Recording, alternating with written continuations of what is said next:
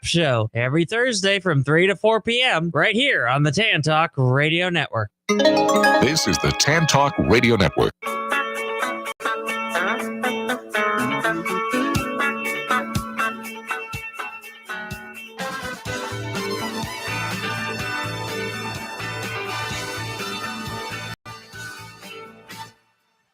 It's time for the Kelly Show.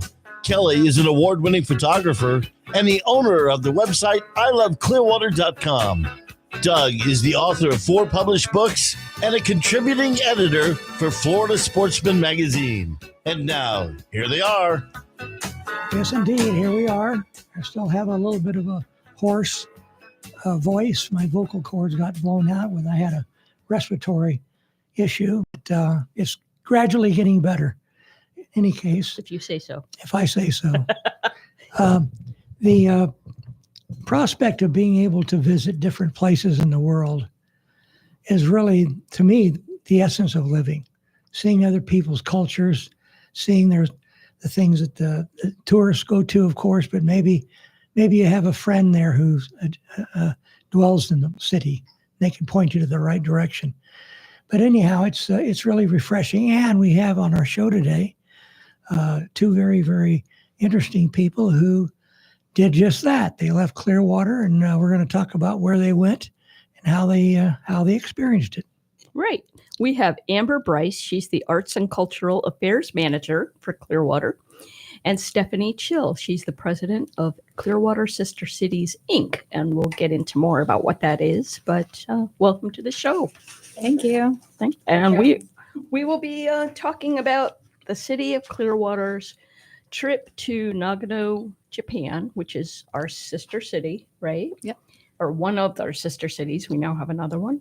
But before we get into all that, let's find out a little bit about both of you. Where are you from? Where you live? And some of your background. You want to start? Sure. So I grew up. I'm from Clearwater originally, born down at actually Dunedin, which no longer has a maternity ward, I think, at all. But I grew up here locally, was really involved, and actually went to Japan the first time when I was 17, when I was a youth. And so that really led to where I am today, to working in nonprofits, working with museums, cultural organizations, history, and then, of course, volunteering with the Clearwater Sister Cities Board, and really trying to help replicate that inspiring experience that I had for the youth of Clearwater today.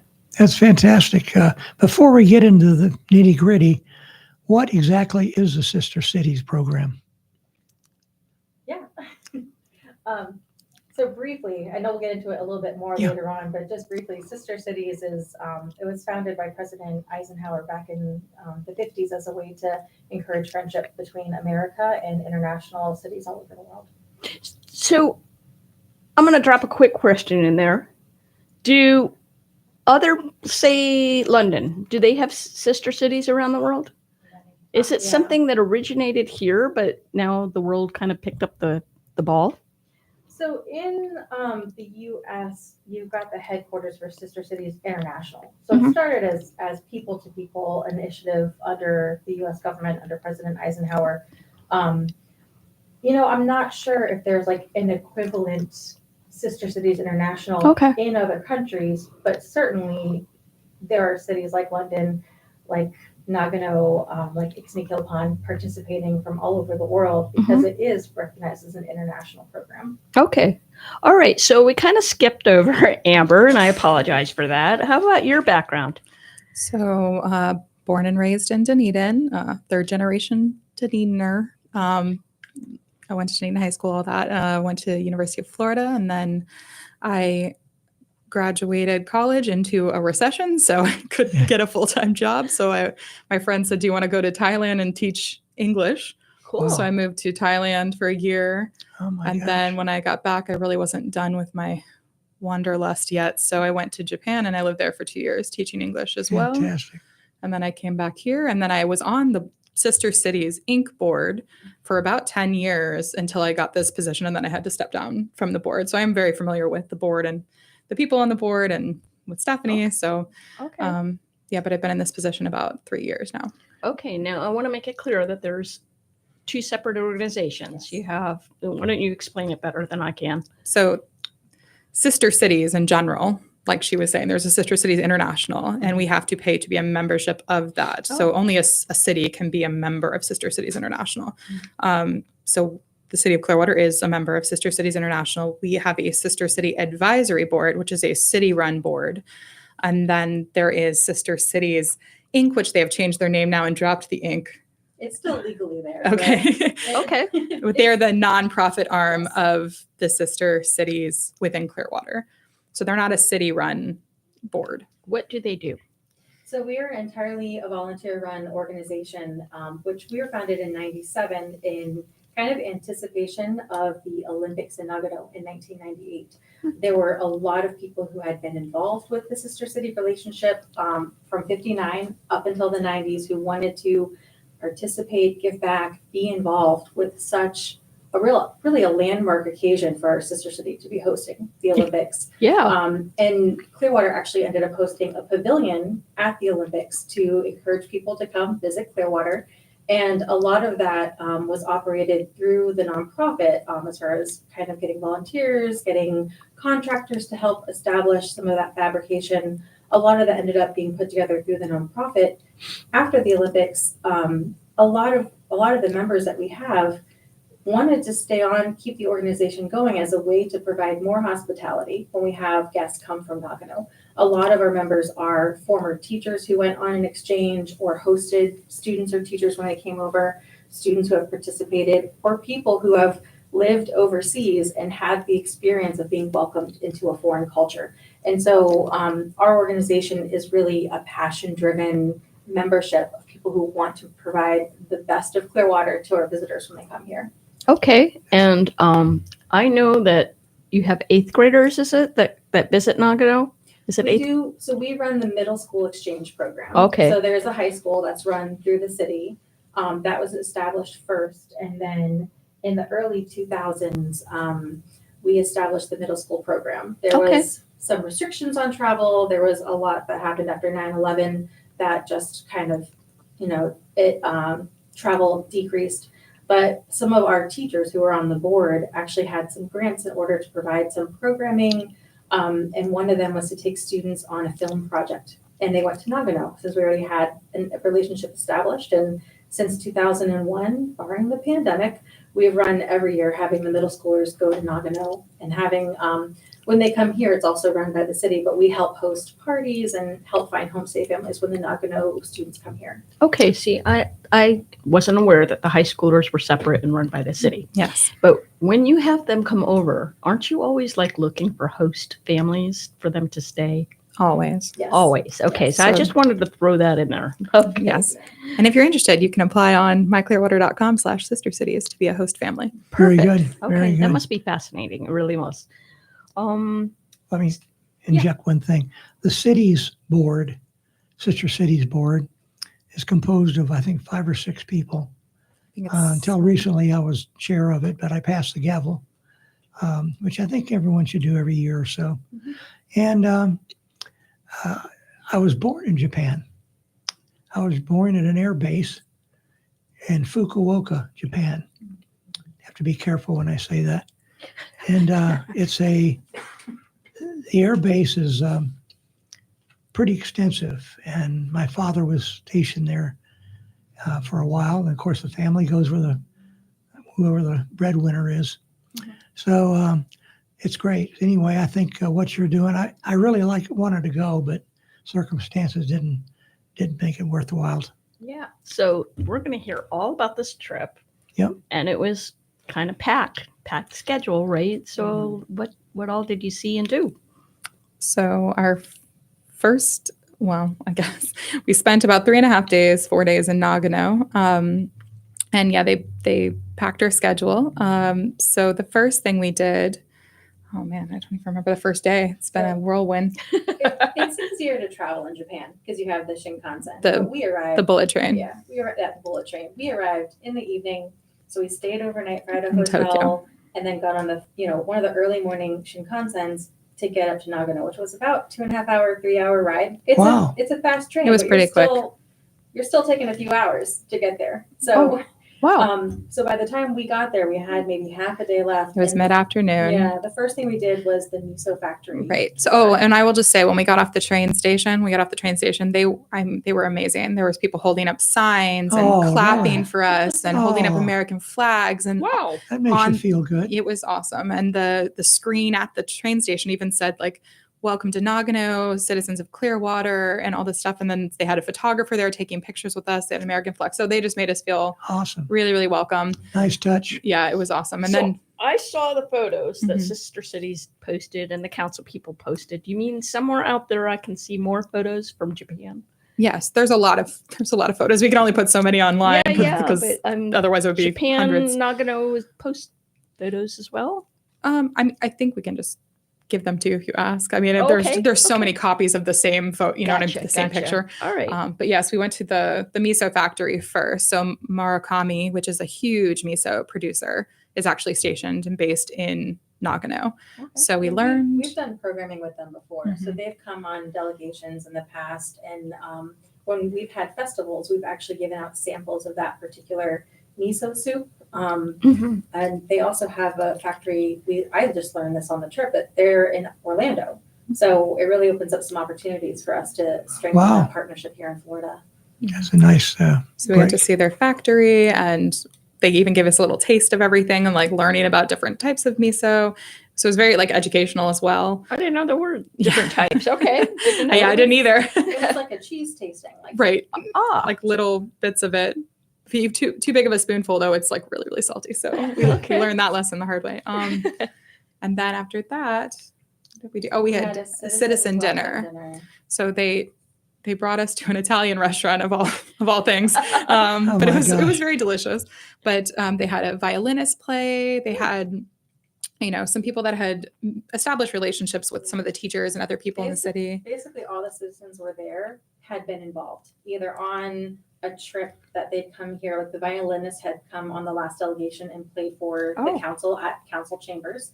And then the others had either hosted or had brought students over in the past. So I walked in and one woman stopped me and was like, "Oh, Stephanie's son, it's so good to see you." And I was like, "Oh my gosh." Oh, And she pulled out thank goodness, she pulled out a photo album from when she brought students here in 2015. And there I am, right in the middle of her photo book. And I just, of course, seeing that, I remembered all of those things. And we just sat and caught up for a little bit. And it Yeah, was that's too amazing cool. to rekindle that friendship. That's awesome. Yeah. So, so after Nagano, you went to where? What were your That was stops? only Oh, the first half that was just the day. first day. that was just the Yeah, first right, day. They right. spent 3.5 days. The So- second day was the packed day. So we did the middle school, which was also awesome. The kids were waiting for us out front. We pulled up and were waving little like Japan flags and American flags. And we got to eat their lunch, like their school lunch with them in their classrooms. No, I understand their school lunches are a lot better than our school lunches. It Is was that pretty true? good. It was Yes, like chicken it was good. soup and a piece of like grilled chicken and rice and bread. And it was like milk. It was all sorts of stuff. Healthy stuff? It was very good. Oh, Yeah. Yes. Everything was really healthy. Mhm. Like even the things that were fried didn't taste as unhealthy as maybe they do here. Yeah. I felt like, but especially at the school lunch. And what also was really interesting, and I think was really great, because this is an experience our middle schoolers have when they go to the school. The classrooms, the kids are responsible for bringing up the food. So, we were like 2 per classroom, Right. and then the students went and got all the food and passed it all out. They serve They it. Wow. served it, and they had a responsibility to take care of that for Right. their classroom. And they Wow. clean their own Yes, classrooms I've heard and their that. own schools. Oh, So they're nice. responsible for cleaning. Got So we manners. had Assistant City Manager Slaughter and Councilman Brian Cotton. We got a picture of them on their hands and knees helping the kids scrub the floors Yeah. at one point, which Oh, was really wow. That's really cool. cute and funny. But so after we left the school, we went to the Oyaki farm. No, we went to City Council. Went to I'm City sorry. Council. We went to City Hall. Hold that thought first. We have to do a little Oh, yeah. business right Okay. now. Please stick with us for the remainder of our hour on the Kelly Show. We'll be back right after this.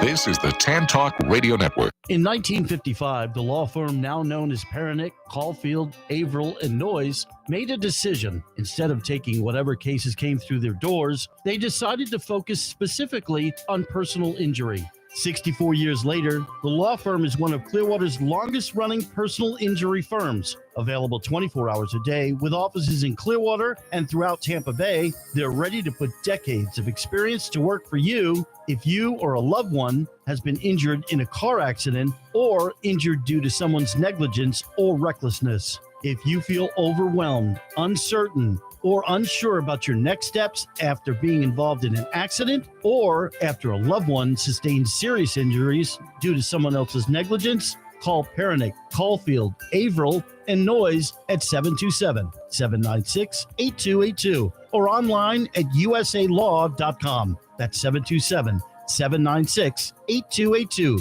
or online at usalaw.com. Non-attorney spokesman.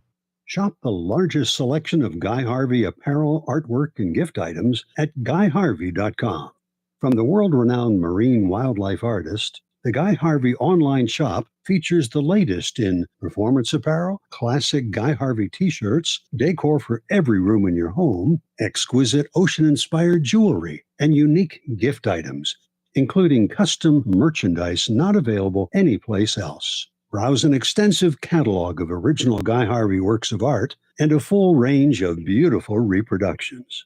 As with all Guy Harvey merchandise, a percentage of sales benefits the ocean conservation, research, and education work of the Guy Harvey Ocean Foundation. The Guy Harvey Ocean Foundation will help ensure that future generations can enjoy and benefit from a well-balanced ocean ecosystem. Bring the undersea world into your everyday life at GuyHarvey.com. Just about everyone is fascinated by the mafia. Books and movies like The Godfather, Goodfellas, Casino, and many others became bestsellers and box office hits. Did you know that a century ago, mobsters like Al Capone discovered Florida's tropical climate and sparse law enforcement? Mafia bosses from around the nation began setting up illegal operations in Florida. Now, for the first time, a new book titled Sunshine State Mafia, A History of Florida's Mobsters, Hitmen, and Wise Guys, provides vivid stories and never-before-seen images of dangerous criminals who settled in Florida full or part-time. Written by renowned author Doug Kelly, Sunshine State Mafia exposes the hidden history of the mob throughout the state and includes Doug's own brushes with crime figures. Sunshine State Mafia is available at all major book retailers, or obtain a signed copy by calling 727-724-4949 or email sunshinestatemafia@gmail.com. What do the most successful companies have in common? They leverage growth by forming valuable relationships and partnerships. Amplify Clearwater puts you in touch with accomplished business and community leaders that inspires networking and helps you navigate the best courses of action for your company. Become a member and instantly acquire a powerful edge over your competitors by forming strong connections with top business leaders and elected officials. Amplify Clearwater. One community, one chamber, one vision. Contact us at amplifyclearwater.com or call 727-461-0011. That's amplifyclearwater.com. 727-461-0011. This is the Tan Talk Radio Network. Thanks for listening to the Kelly Kelly Show. I'm Kelly Kelly. I'm here with my better half, Doug Kelly. Hey. And we have as guest today Amber Bryce. She's the Arts and Cultural Affairs Manager for the City of Clearwater. And Stephanie Chill. She's the President of Clearwater Sister Cities, Inc. And we're talking about the recent delegation to from Clearwater to Nagano, Japan. And I guess, Amber. Pick up where we left off. Pick up where we left off, yeah. So we went to visit City Hall. And that was a really cool experience. as soon as we got there, the mayor was literally waiting to shake everybody's hand as they got off the bus. And then they escorted us into City Hall, and it was all of the staff was lined up Oh my God. clapping All for of us. Of a multi-story building. Yeah. Lots of people. People just applauding us like we're moving stars. It was awesome. That's really a nice touch. Yeah. And then we had to do a lot of ceremonious things. There was like several back-to-back meetings. So everyone being very polite, being very gracious in their talks, but meeting with the mayor or talked with the mayors, with students, and then they move you to another room. More talks between the mayors. Superintendent of education. Then another meeting where it was like vice council and chairperson. Then it was another courtesy call with city. So it was different for us. And this is what Stephanie was saying about the culture shock was kind of crazy because, we would just kind of invite you to a city council meeting and that would be it, right? This was actual meetings lined up with various people in the building that they consider It was well organized. important. Yes. Mm-hmm. Yeah, lots of gifts exchanges. And then there was an actual city council meeting that we went to, and the mayor gave a speech. Both mayors gave speeches. That was apparently really important because if you are not on the council or invited, you typically don't enter that room. Even our liaison in Nagano said it was the first time in 3 years she had stepped into that room to prepare for us being there. Yeah. So there's no members of the public that can attend these meetings? I don't think so. Yeah, it doesn't sound like it. Yeah.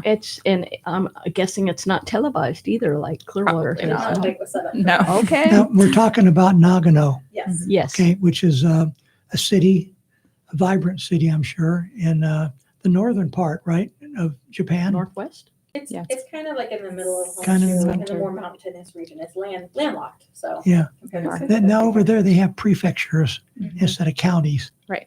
Right. So Or states, It yeah. says states, do you yeah. know? Do you remember the prefecture of Nagano? It's Nagano Prefecture. Yeah. Oh, Yeah. that's Which is easy helpful enough. and easy. Yeah. Makes it Okay. easy. Very good. Yeah. And then that night we had a reception dinner, which was the official kind of reception dinner. And they kind of pulled out all the stops for us. They did a shodo demonstration, which is like Japanese calligraphy, koto, which is like a instrument that sits down here and you play it kind of like a guitar almost.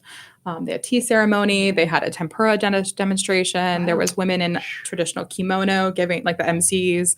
It was really, really nice. And I feel like I made a lot of really good connections there with. Well, I think that was the nature of it too. So it was another culture shock moment because I think most of us on the delegation were expecting to go into a seated dinner, semi-formal, dress your best. And we walk in and it's kind of tables that are at your hip level and it's intended for you to move about the room. There's and no make chairs. connections. No chairs. No chairs. You're Just supposed to be walking around. circulating the I'll be room. darned. Yeah. So, I had no wow. idea. yeah, so it was really interesting because it was a very formal event. We're in our semi-formal attire, but it was not what I would expect. It was more like a cocktail hour that I would think of in America, but the people were treating it as that very formal event. And like they actually cheer, everybody has a drink. They cheers to actually start the event. Like there's a start of the event and then there's an end of the event. And at the end of the event, they escort us out, even though we weren't ready to leave. Like I hadn't finished my dinner. They were like, no, you have to leave because everybody, No one will leave. no one will leave if you're still here. So this gives them permission to leave, but you can come back in like in about 5 minutes. But it's like the formality of it. Interesting. Yeah. Interesting. I mean, very different culture. Mhm. What did you like? I'm sorry. Go ahead.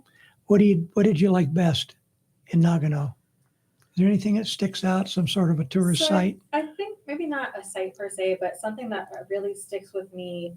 And I had lived in Japan for 2 years as well. And just being back there seems to be this really bigger trend on preservation, on the idea of people there really trying to preserve their foodways, their culture, to pass it on, not just for generations to come in Japan, but also to bring it to the global scale. There's a real interest in being able to share the traditions as a way to make sure that they live on, even when they're localized somewhere small like Nagano in the mountains. Some of the Oyaki farm, which is a dumpling factory we went to, it's like, what should I do if I bring this to Clearwater? And I said, well, it's a great beach food. Like this is an on the go bun. You can stick anything in the middle.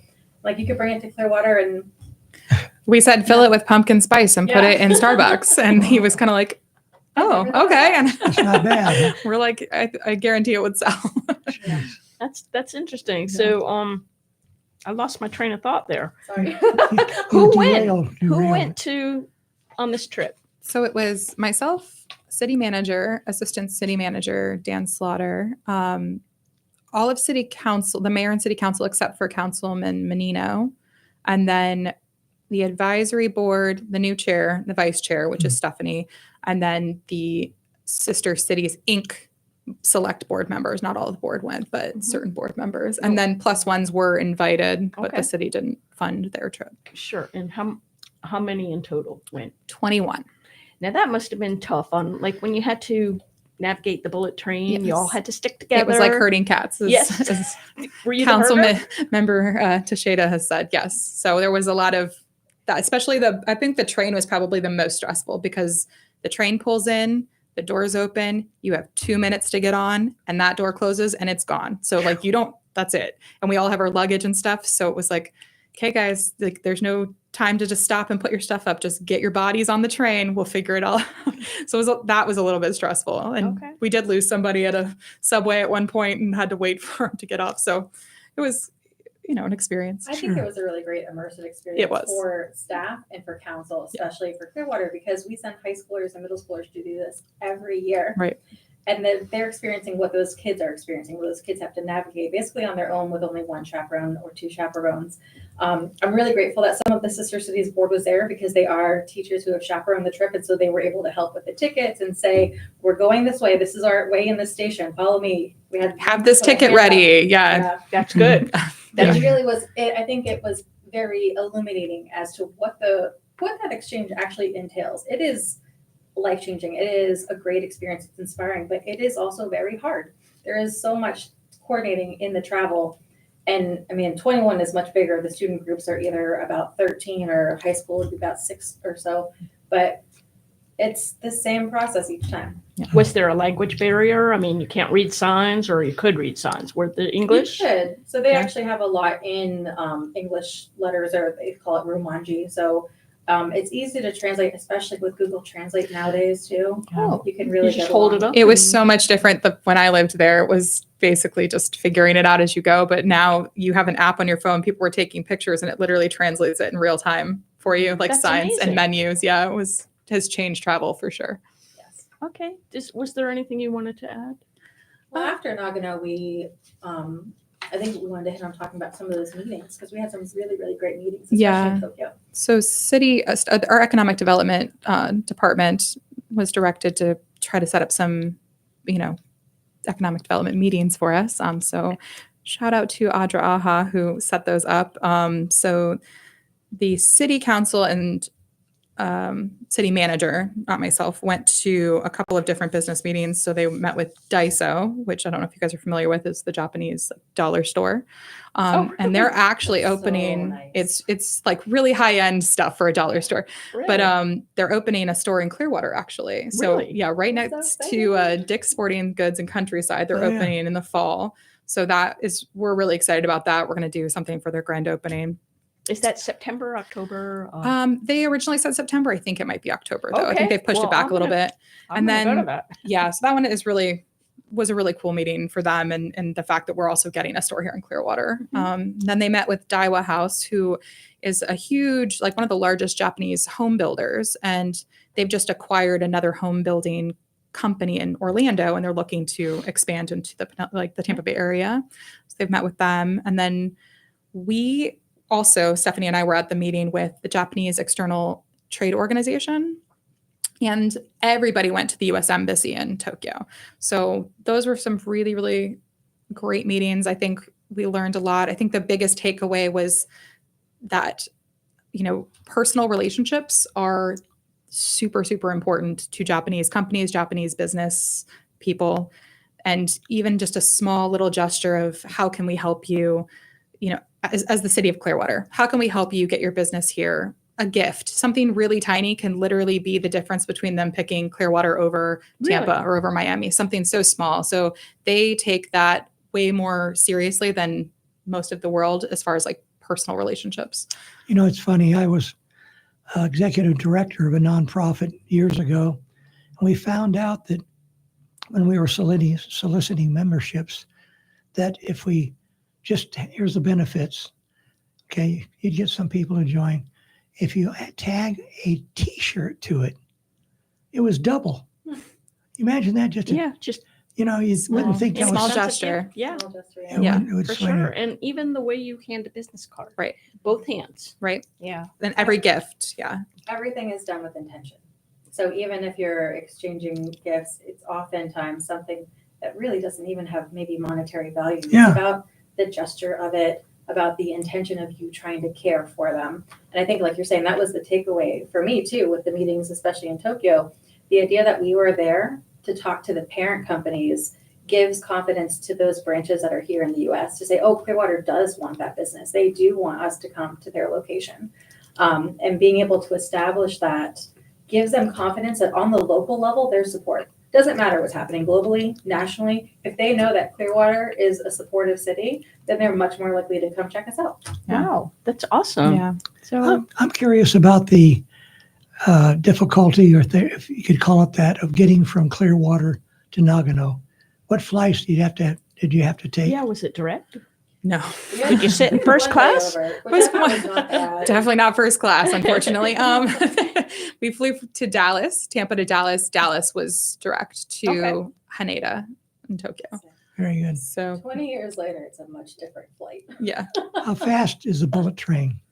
I think it gets up to it's plus 200 miles an hour. I'm not really sure. It's Wow. over 200 Really miles an hour. fast, It's yeah. so Wow. fast. Yeah, Pretty hard to take pictures out the window, right? yeah. Actually, it's not too Well, bad. Really? because it's very flat and it's not bumpy, so Yeah. you can actually take I some got pretty some really decent good- photos. Like Or mountain video pictures. editing. When we're coming into Nagano, you're driving into this not little, I mean, it's still a pretty sizable town, but nestled among these mountains. So we're speeding in and I'm like, picture, get all of these mountains, because we don't have that in Florida. And it was just a shocking and beautiful sight to kind of see that different geography. Yep, So absolutely. before we go to a break, was it hot? Was it cool being mountainous? It was so hot. We were not prepared. That's No, surprising to me. Born and raised Floridians, I think. They had warned Sorry. us many times, are you sure you want to visit in July? And we're like, we're from Florida. It's fine. It was Not so hot. I mean, hotter, I think, than it is here. But we don't know if that's because we were spending a lot more time outside. They don't centrally cool their buildings. Like their hallways and their stairwells are not air conditioned, just the main buildings. So it was that, and it was a lot of being outside, but also the city, like Tokyo in general, it's, a concrete jungle. There's not a lot of trees. There's not a lot of shade. Not a So everything breeze, just yeah. feels really, really hot. Yeah. Sea breeze. Yes. What would you say it was? Like 95 or higher? Oh, I think it got higher. I think it definitely got close to 100. Wow. While you guys were here dealing with your 100, Yeah. we were dealing with 100 too. Wow. I think Something Shabika said else. that. Like, it's at least we're not suffering alone. We go back home. They're suffering too. Yeah. Wow. Okay. All righty. Well, that's very interesting. We're going to have a lot more too, right after you get these messages from our sponsors. This is the Tan Talk Radio Network. In 1955, the law firm now known as Pernick, Caulfield, Averill, and Noyes made a decision. Instead of taking whatever cases came through their doors, they decided to focus specifically on personal injury. 64 years later, the law firm is one of Clearwater's longest-running personal injury firms. Available 24 hours a day with offices in Clearwater and throughout Tampa Bay, they're ready to put decades of experience to work for you if you or a loved one has been injured in a car accident or injured due to someone's negligence or recklessness. If you feel overwhelmed, uncertain, or unsure about your next steps after being involved in an accident or after a loved one sustained serious injuries due to someone else's negligence, call Pernick, Caulfield, Averill, and Noyes at 727-796-8282 or online at usalaw.com. That's 727-796-8282 or online at usalaw.com. Non-attorney spokesman. What do the most successful companies have in common? They leverage growth by forming valuable relationships and partnerships. Amplify Clearwater puts you in touch with accomplished business and community leaders that inspires networking and helps you navigate the best courses of action for your company. Become a member and instantly acquire a powerful edge over your competitors by forming strong connections with top business leaders and elected officials. Amplify Clearwater. One community, one chamber, one vision. Contact us at amplifyclearwater.com or call 727-461-0011. That's amplifyclearwater.com. 727-461-0011.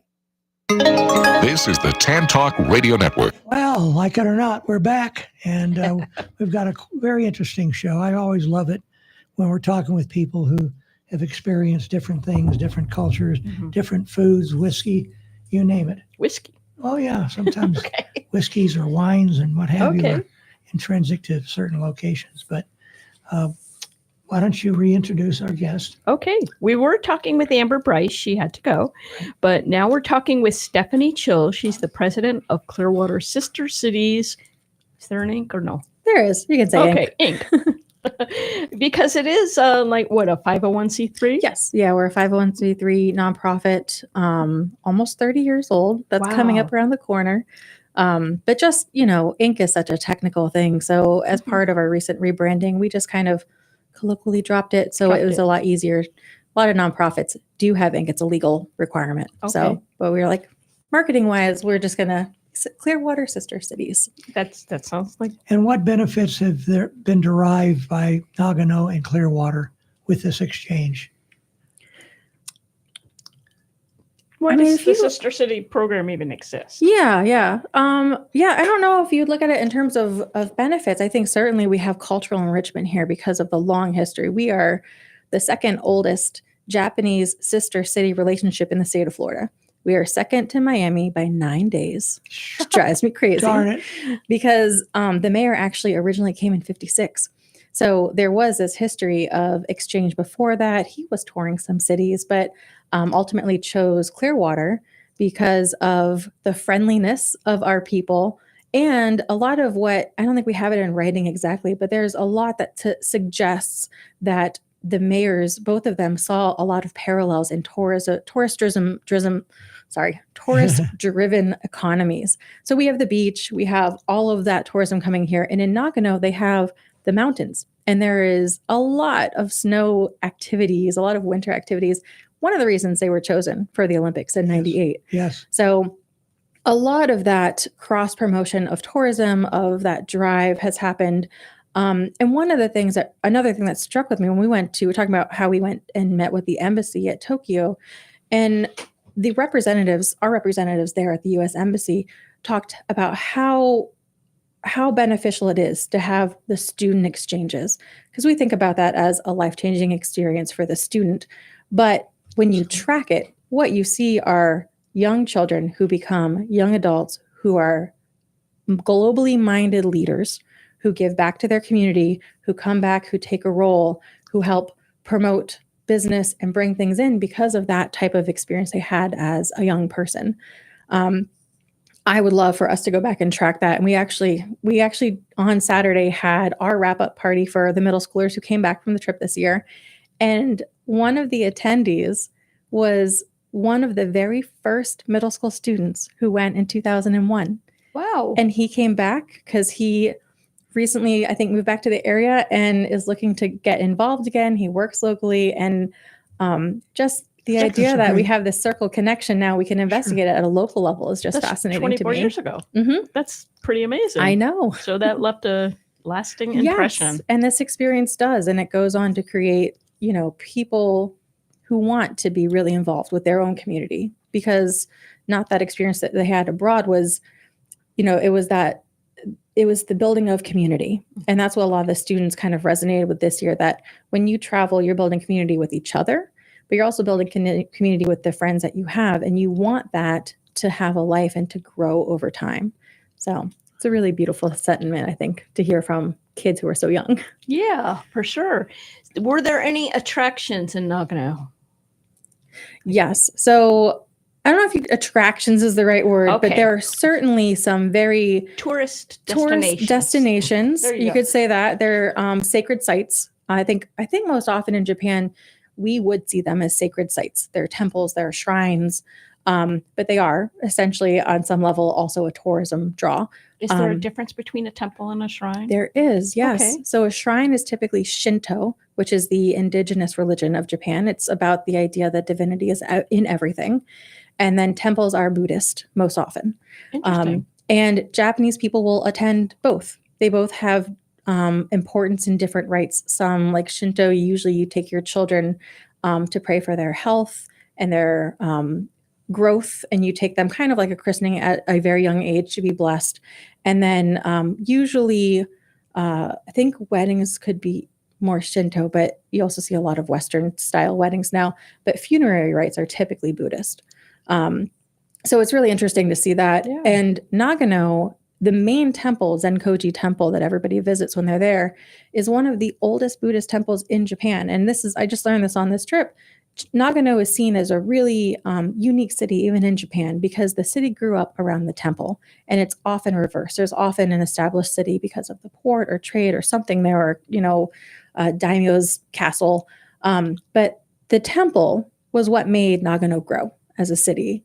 And so that plays a really big role in the culture, in a lot of just everything. When you go there, it's kind of reflected in a lot of the different art you just see out and about on a lot of their products and a lot of stuff. Okay. Are there many Americans walking around? I feel like there were. I feel like we did see a good number of, I don't think they were American, but certainly European. Western, European looking people out there. We certainly sat at restaurants next to some Korean or Chinese tourists as well, which you can, you just hear that it's not, I know enough Japanese to know when I'm not hearing Japanese. Yeah. So, but there's certainly, I think especially because it was summer, it was very crowded. Speaking of summer, what would be the best time to go to Nagano or Japan itself? I would always suggest fall or spring. Spring is going to be kind of expensive because everybody wants to see cherry blossoms. Fall, though, is a really beautiful time to go because you get the fall leaves. So it still is going to have some more traffic, but most people, what I've read online, a lot of people don't travel during the fall. For us, it's a really busy time of the year, especially with the beginning of the academic year. But it's supposed to be great weather, great colorful vistas because you get the fall leaves, and also just a little bit less traffic than the other seasons. Okay. Super. So did the delegation go to a temple or a shrine? We did go to Zenkoji, so we got to learn about the history there. Was that the shrine or the temple? That is the temple. Sorry, yeah. We went to Zenkoji Temple. So yeah, so we went there. And then there was a shrine up in the mountains. I'm going to have to send you the name.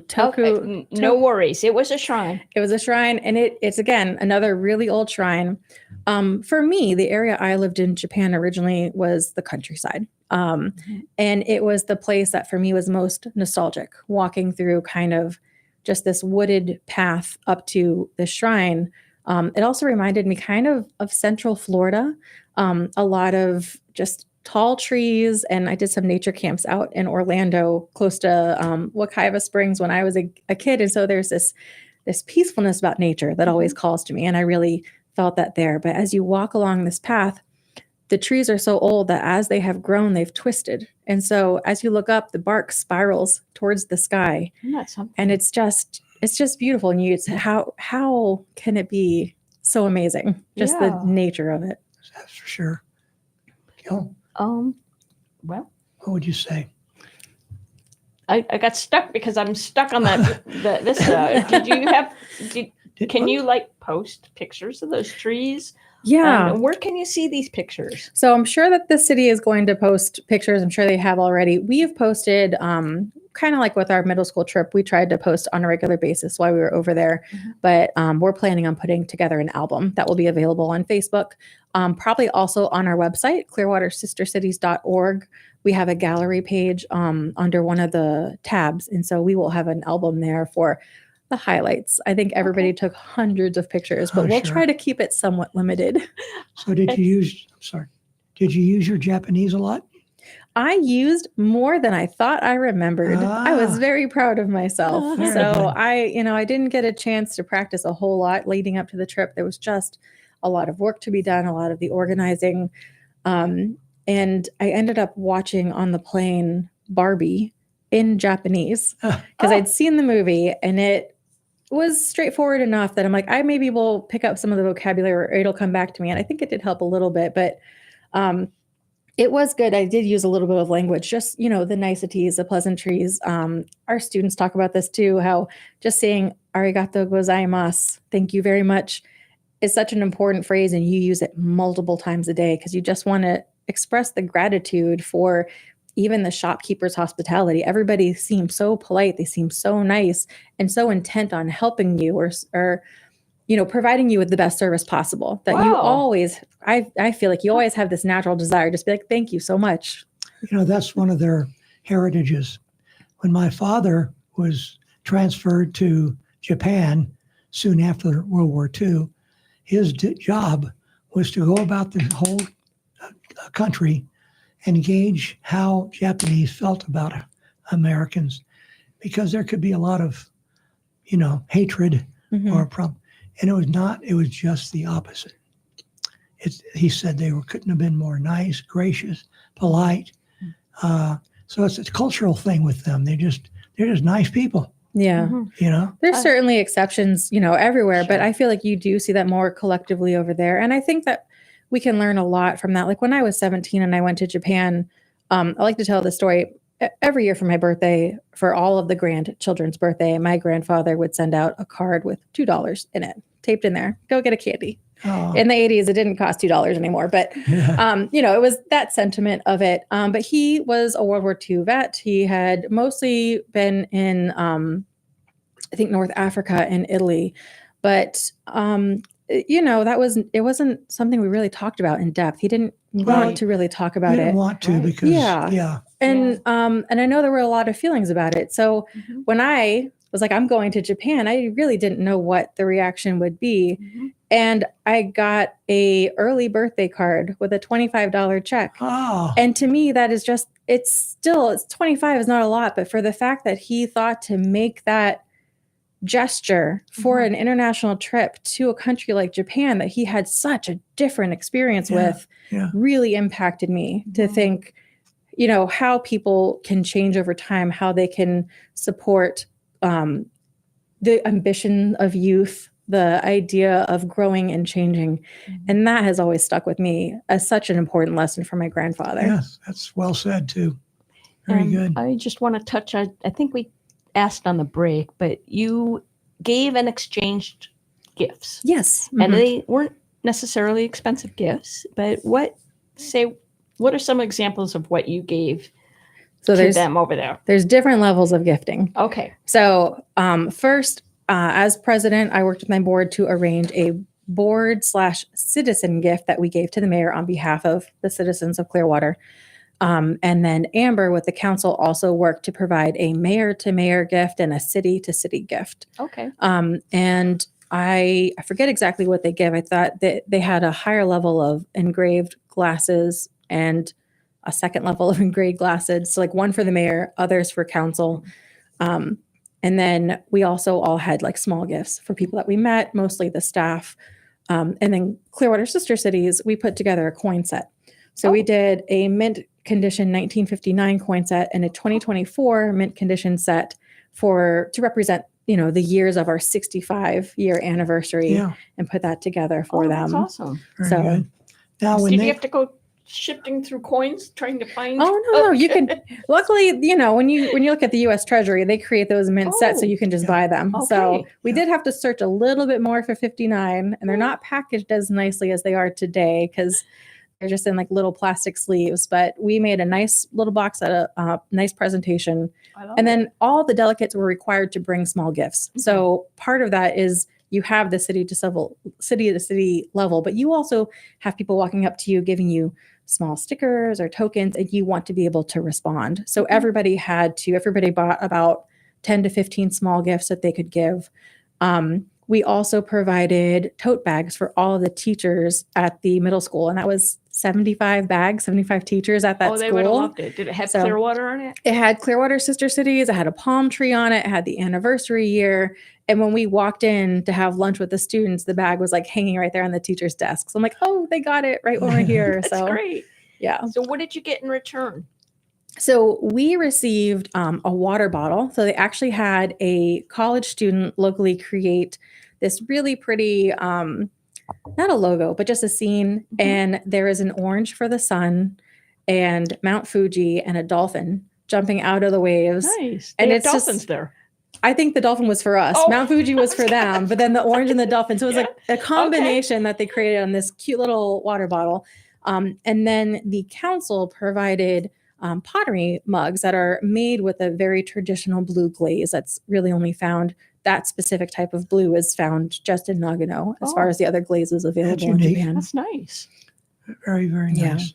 Yeah. Now, how about the reverse? When people come here from Nagano, Mhm. how is that done ceremonially? So the last time we actually had a delegation formally come was 2015. So 10 years ago. yeah, so it's supposed to happen every 5 years. Mhm. In 2019, when there was supposed to be a different exchange, they had a typhoon. They had their version of the hurricane. So they could not accept and they could not travel. Then there was the pandemic. And then we had our hurricane. So it's been about 10 years. But the last time we came, I was there. And we did have meetings at City Hall. We had the demonstrations. They tore the city like we did. So part of our tour also included like the water filtration plant and visiting some of the more technical parts of the city. So we give tours like that. They visit a fire department, usually a school. There's usually a welcome reception. Sister Cities hosts one night and the city will host another night. And we have, try to get them to the beach too, to show them a lot of our, Yeah. we can't go into mountains, but we can take them to the beach. This Is is true. Is the city considered clean, well kept? The city as opposed to trash all over the place? I think that was one of the comments I heard the most was how clean everywhere was, but also complaints about having to carry your trash because there's also, even though, none of our delegates, I think, grew up in Japan, you feel the societal pressure of don't leave your trash. Right. If there's I no have this trash cough can- drop wrapper here. Yep. That goes in my pocket. Goes in your pocket. If you've got a bottle, if you've got something, you put it in your bag until you find a trash can. Typically, you're not going to find one until you get to a station or to a convenience store. But so often, we were carrying back trash to our hotel rooms to make sure that we could throw it away properly and not litter. We have like 2 minutes. So the last thing I want to ask you is what was your favorite thing that you saw in Japan? Oh my gosh. Put you on the spot. Sumo wrestling. No, my favorite thing, we went to a meeting at Seisen University. We're looking into collegiate level exchanges. So we were we asked like 2 weeks before the trip, really honored that they found a university that we're working with SPC. And this university parallels SPC in their growth very, very well. 2-year university to 4-year. And when we stepped outside of their campus, it's overlooking a drop. And you see the city and the mountains, and nice. I'll have that one up. You can watch it. You can look for that picture. But it was just the most stunning view for me to say, this is Nagano. How beautiful. I can see the whole thing right here. It was peaceful. We're on top of a mountain and the students get to see this view. How great would it be for Clearwater college students to come here and see this view? And that, just the views of it was really my favorite, kind of seeing that and thinking about the impact that visually that can leave with you. Fantastic. Perfect. Well, it's really been a great gift in a way to have you here. I've heard from people who've gone to Japan and they can kind of feel the almost magical culture of it. Mm-hmm. Did you feel any of that yourself or not too much? I think that there is a peacefulness that resonates because even in the busy cities, you can find a park or a quiet space, whether maybe it might be a temple or a shrine. But all right. Well, listen, thanks so much for being here. Sorry to cut you off. no, happy to be here. Tune in every single Monday now between 5 and 6 for another Rip Snorton edition of the Kelly Show. Take care and always remember, don't go looking for happiness. Take it with you. Thanks for listening to the award-winning Kelly Show on the Tan Talk Radio Network.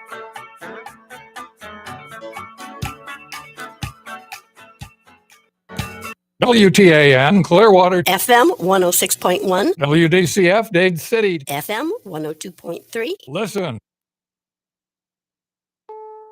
This is CBS News on the Hour, sponsored by Progressive